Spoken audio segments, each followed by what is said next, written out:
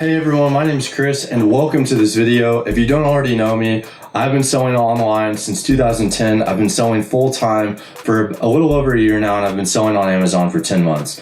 On Amazon, I specialize in online arbitrage, getting into wholesale as well as private labeling. And the goal of my channel is to not only help and document my journey and help others, but it's also to build income, be able to build income from anywhere in the world. So while traveling from my laptop.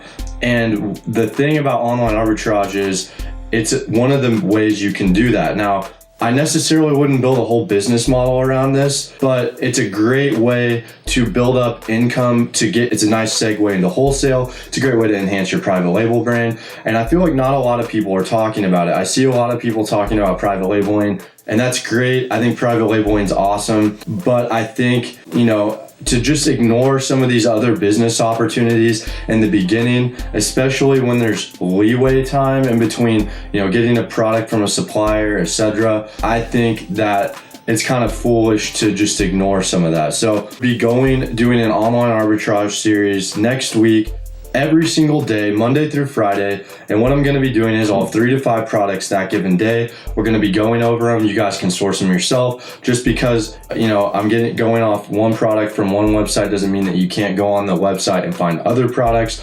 Going to be going into my strategy. How do I know if this product will get saturated? Is this a good product? Like, what kind of profit margins, I look for? When should I reorder? Should I reorder this? When do you pursue wholesale opportunities? These are going to be some of the questions that I'm going to touch on, as well as just give you guys products as well. So I'm going to be giving away a spreadsheet every single video of ready to source products, sometime after I drop the video that day. And then it's up to the person to email me.